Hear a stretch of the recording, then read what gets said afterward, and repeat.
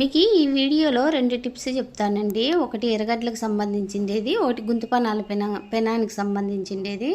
First అయితే ఎర్రగడ్డలు కొద్దిగా నూనె వేసుకొని పచ్చిమిరపకాయలు, ఎర్రగడ్డలు ఈ విధంగా వేయించుకోవడం వల్ల గుంతు పొంగనాలకి చాలా టేస్ట్ ఉంటాయి. ఎర్రగడ్డలు కూడా దేనికవే విడిపోవడం వల్ల మనకి వేసుకునేటప్పుడు చాలా బాగా వస్తాయి. గడ్డలు గడ్డలు లేకుండా అన్నిటికీ ఈవెన్గా అన్నిటికీ పడతాయి. ఇది బాగా ఈ విధంగా చేసుకోండి. చూడండి, ఈ విధంగా వేయించుకొని ఎర్రగడ్డలు, కొంచెం కొత్తిమీర, ఉప్పు, వంట సోడా ఇవన్నీ వేసుకొని కలుపుకోవాలండి. ఎప్పుడైనా కానీ గుంతపనాలకి కొంచెం థిక్గానే ఉండాలి పిండి, అప్పుడే బాగుంటుంది. ఇంకొకటి వచ్చేసేసి గుంతపనాల పెనము.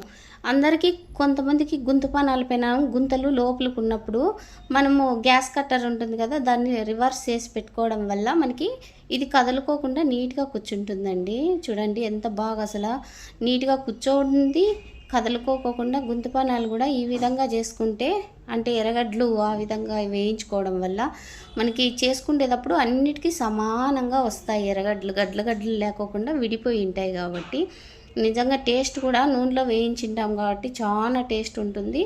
ఇంకొకటి వచ్చేసేసి బాగా లేస్తాయి కూడా, అంటే కరుసుకోకుండా నూనె ఉంటుంది కాబట్టి మనము నూనె పట్టించింటాము.